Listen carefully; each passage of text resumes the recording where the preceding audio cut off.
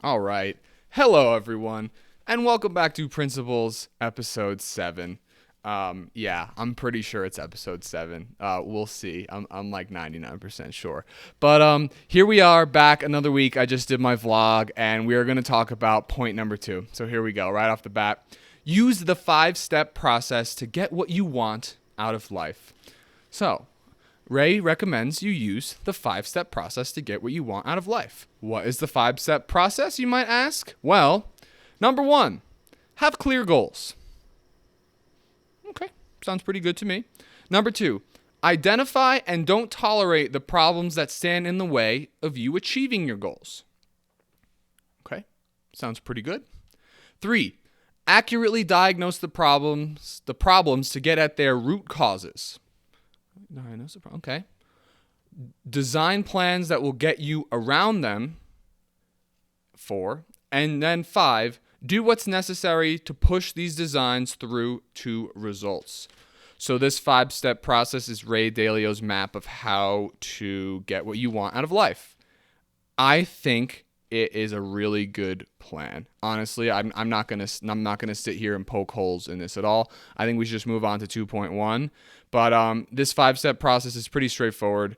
Have clear goals, identify the problems that stand in your way, accurately diagnose those to get at why they're happening, the root causes, design plans that will get you around them, and then do what's necessary to push these designs through to results. Cool. So 2.1 is called have clear goals. So clear goals to get you through success, because if you kind of like don't know what you're trying to do, if your goals aren't clear, I talk about this all the time. If you don't have a plan, you're kind of like you're spinning the wheels. Like you don't know what you're doing. Like if I didn't have a plan to meet 90 people a week and put 2,700 people in my database by next summer, and then have 6,000 people in my database by the end of next year, and have 50 million in sales and 70 transactions and this many appointments a week.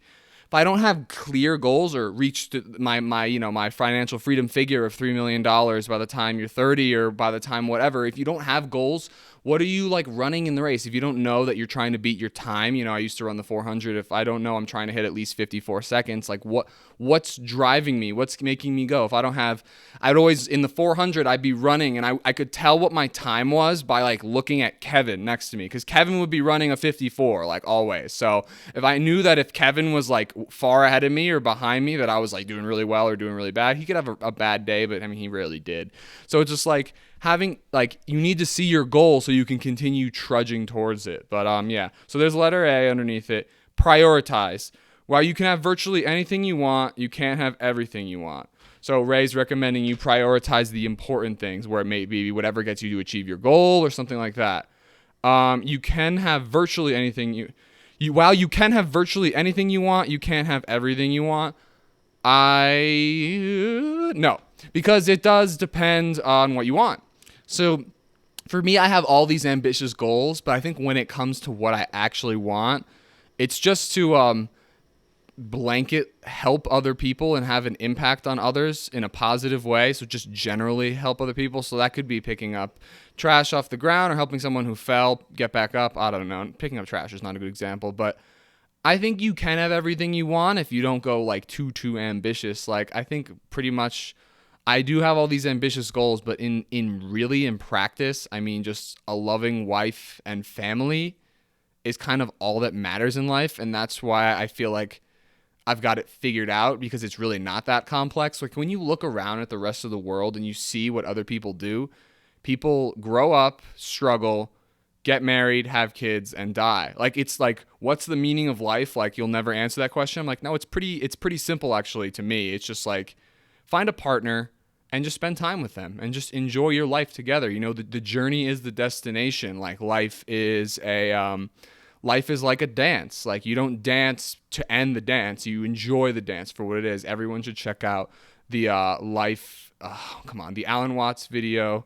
Life is not a journey is what the video is called. I highly recommend it. Very influential in my life. Alan Watts is a cool philosopher, but that video in particular is really, really good, because life is a journey, but the journey is the destination. Like, you should just enjoy things as they come along. And I think it's really not as complex as people make it. But at the same time, yeah. So this is a book about how to be successful. So let's continue talking about it. Don't confuse goals with desires. Yeah, I mean, is your Lamborghini your goal, or is it your desire? Is being happy a goal or a desire? That's confusing. I don't really know what to say about that. Don't confuse goals with desires. Don't confuse goals with desires. I desire to, yeah, you could desire to just like chill, but that's not your goal. So there is definitely a distinction between what you want and what your goals are, but I don't really want to waste too much time on that because it's a bit confusing for me. So let's keep going. Decide what you really want in life by reconciling your goals and your desires. Okay, so he's going to keep going on this. Reconciling your goals and desires. Again, I think a goal would be have $3 million dollars, whereas a desire would be feel loved and appreciated. So it's very different. You know, everyone craves affection, just generally speaking. Where, you know, we're very social creatures. We want love, but this is a tough episode for me. I don't know what to say about this. Decide what you really want in life by reconciling your goals and desires. All right, figure out what you desire, what you want in life, and then peg your goals to make sure you get your desires. So goals are different. Goals is something you run towards achieving. Desires is what you want. Again, I really can't comment. I don't know. That's very confusing for me. It's a little too much right now. Okay, so number 8, number D, letter D. Don't mistake the trappings of success for success itself. God, this is a tough episode, guys. I don't know what to say about these. Don't mistake the trappings of success for success itself. So maybe if like you're feeling success, like you're getting these, you might have a very lucky year or something. Don't confuse the trappings of success for success itself. I guess this episode is going to be left up to interpretation, unfortunately for you guys, because I don't know what to say about these letters. They're confusing to me. Ray's a very smart man, and he has these ideas in his head, and he's conveying them through this book. And I don't know what to say to D and C, and B as well, I guess. All right, E. Never rule out a goal because you think it's unattainable. Here we go. Never rule out a goal because you think it's unattainable. Finally, I 100% agree with that. There's no question. You can achieve anything you set your mind to. You want eternal life. I'm the only person probably on YouTube who's going to tell you, yeah, I think you can get it. You know, just figure out how to do it. Enter that matrix. Build the technology that will keep you alive forever. What's stopping you? What is stopping you from achieving what you want? It's literally only what you have in your brain. Yeah, that's crazy. Maybe some people think. I don't care. I believe that. You can do whatever you want. You can fly. You can colonize Mars. You can do whatever you want. You just got to figure out how to do it. Okay. Remember that great expectations create great capabilities. Remember that great expectations create great capabilities. Yeah, so you have an amazing expectation for yourself. I think I'm going to be the person to colonize Mars. Okay, I don't think that. But creates great capabilities. You believe in your heart that you're able to accomplish something, and then you go and you make the capability to do it. Again, persistence, determination. If you really believe you can do something and you never, ever quit and you just keep going, you will do it. I mean, never. I mean, to the day you die. You know, like Lincoln here. He lost like 10 elections without ever being elected once, and then he became president. I might be wrong. You know, it's something like that. He had like 8 or 9 failed elections and became president because he was determined to help people, determined to lead the country. He was a poor man born in a log cabin who worked his ass off all the way through to his death. He had one final night to celebrate all the work that he's put in by watching a show, and he got killed. So to his death, but he accomplished what he set out to do, I think, for the most part. Almost nothing can stop you from succeeding if you have A, flexibility, and B, self-accountability.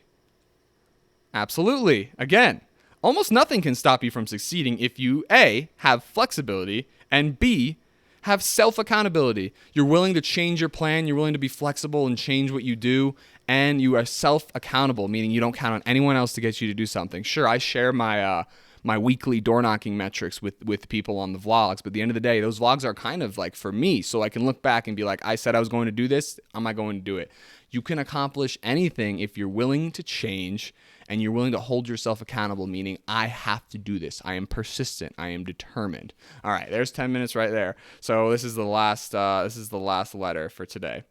Knowing how to deal well with your setbacks is as important as knowing how to move forward. Knowing how to deal well with your setbacks is as important as knowing how to move forward. Yeah, I mean, I think they're one and the same, honestly, because you're not going to be able to move forward endlessly. You're going to have setbacks. You're going to fail at some point, but those failures are what leads to success. And that's what I learned in my entrepreneurship degree, that the most successful entrepreneurs are very good at failing. Businesses are very good at failing because they learn about why they failed. And then again, they're flexible. Like he said in letter G, they're flexible and willing to change. So that was Principles episode 7, I believe. Thank you for joining me this week. Again, that was point 2 overall. Use the 5-step process to get what you want out of life. And then he just started breaking down 2.1, have clear goals, because that's number 1 in 2. So this will all be on the screen. But yeah, so we did 2.1, have clear goals. Have clear goals, guys. Like really, really figure out, at least start figuring out what you want. I think everyone should start with financial freedom, because then from there you can kind of do anything once you get to that. So like I've had people be like, Ethan, you're crazy for thinking you're going to be a millionaire by the time you're 30 or whatever. It's like, no, I'm not crazy. No, I'm determined. I'm hardworking. I'm dedicated.